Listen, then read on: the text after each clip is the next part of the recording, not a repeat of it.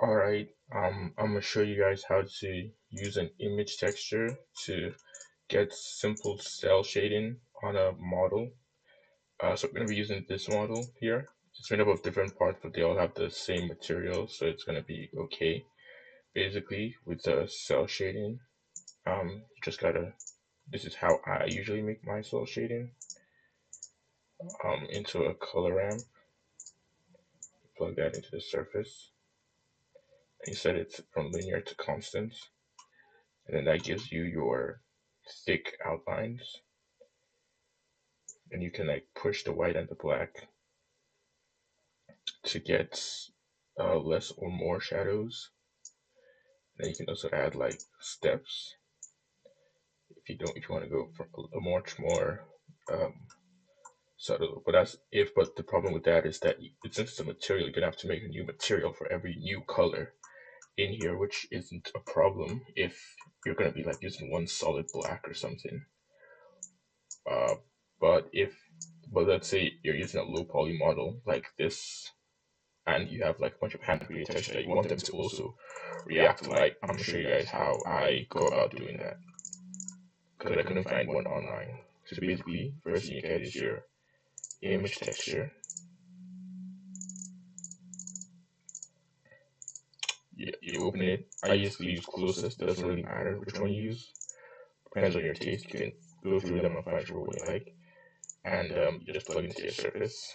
It's an invincible model that I was doing some posing with.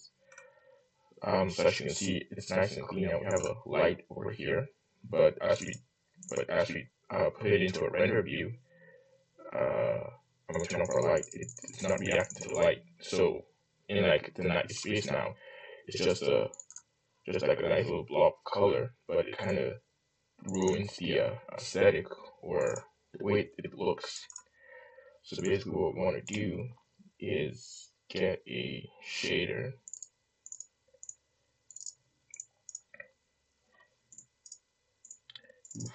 Embarrassing.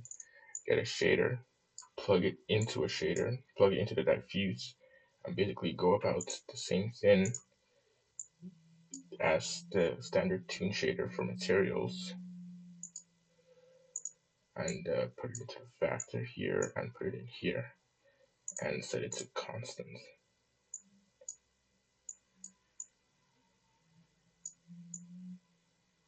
Uh, Obviously this doesn't work, but basically what this does is that it's letting the computer run the calculations and get the appropriate values, because light on shaders is stored as values of either 1, which is the maximum white, or 0, which is the maximum black.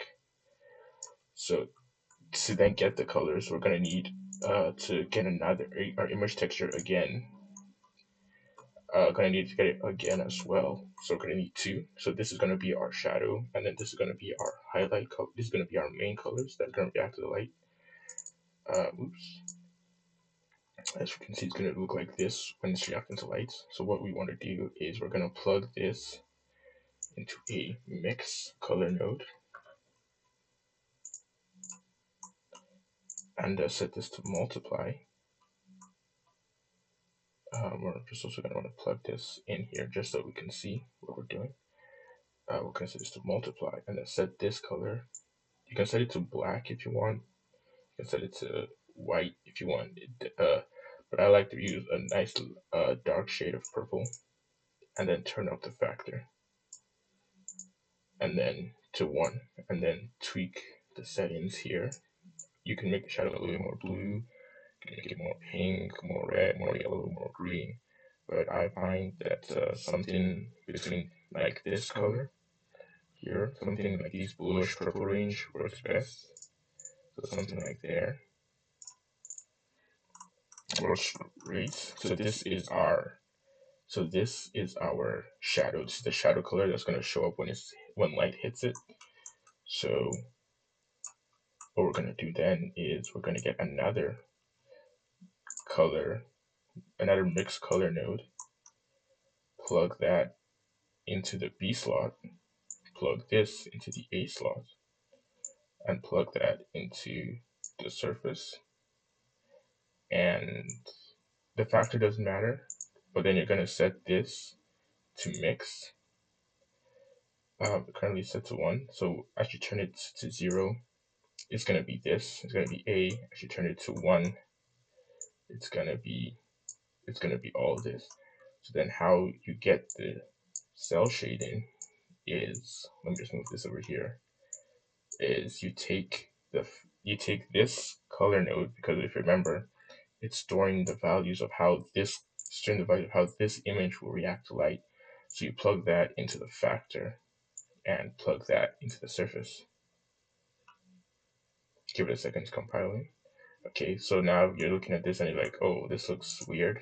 We just need to switch the nodes. I never know which order to put them in on my first try, but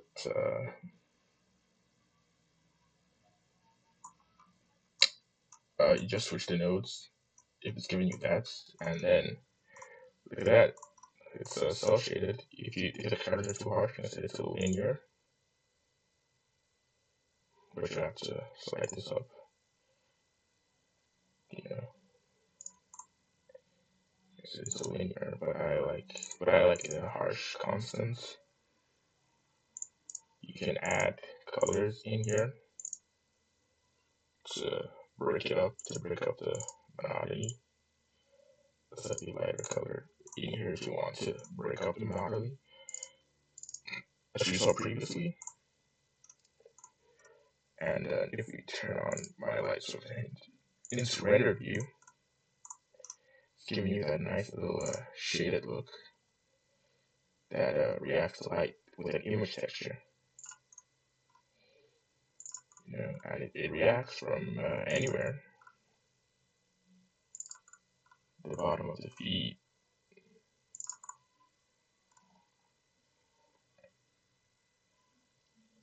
It's not really working because I have a normal inside that it's being tracked to, which is why I don't have to adjust it.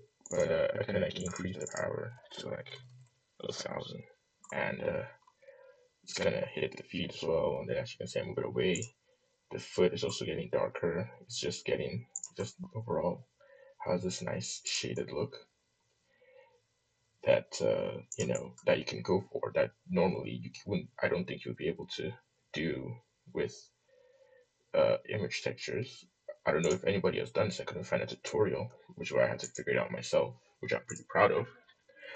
Um, but then the best part about this is that you can then mess around. Say you want to mess around with the shadow. You have your shadows here, so you can like put whatever you want into your shadow, but just remember you have to mix it and plug it in to the A slot or whatever. So yeah, that's pretty much it. That's how you get your cell shading on an image texture in Blender. Thank you.